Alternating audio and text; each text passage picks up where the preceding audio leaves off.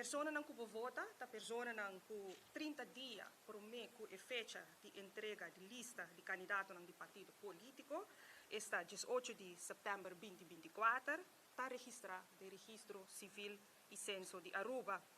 Na mesa tem nacionalidade holandesa também, e riba é dia de votação, tem 18 anos de idade, vai arriba. Total de 69.824 pessoas por votar para a eleição de 6 de dezembro 2024. 28 de novembro 2024 é o último dia para votador não receber a oproepingskaart, kaartje para votar. Está aconselhado para votador não ter um endereço correto registrado na censo, para não por receber a kaartje para votar. E se esse aqui não é o caso, nós está aconselhando, nós está urgindo para mais pronto que possível, assim é.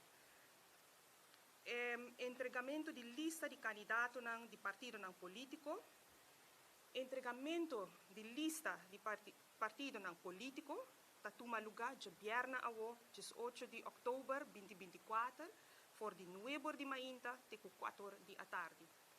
A lista pode entregar digital ou personal na hoofdstembureau, que está situado na Schoolstraat número 2. Para o processo aqui, vai na uma maneira ordenada e transparente, a dona o partido que deseja de entregar na lista de candidato personalmente a oportunidade, riba de viernes que passa 1 de outubro, para pôr sacar lot, para assim estipular o horário de entrega de lista de candidato. Total de 10 partidos políticos a participar na loting. E outro partido político que não apresenta na loting, por entregar na lista riba de horário que está abrir ainda, ou por entregar na lista digital. Para entregar digital, a lista me está mandar via e-mail address secretaris@er.aw. O documento que me está entregar junto com a lista, me está entregar em cópia física, hard copy, na hoofdstembureau, dentro de 24 horas depois de entregar essa aqui digital. Não cumpre com a condição aqui, lo conduzir na declaração de invalidez de lista de partido político conforme a estipulação legal. Es não que por entregar a lista digital e de persona, está apoderado, ou é apoderado suplente de partido político registrado no Conselho Eleitoral.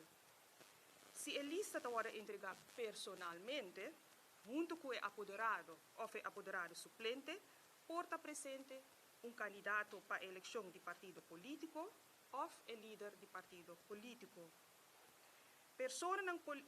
Partido político que não logra assento durante a última eleição para o Parlamento na 2021, deve receber sustento de uma lista política.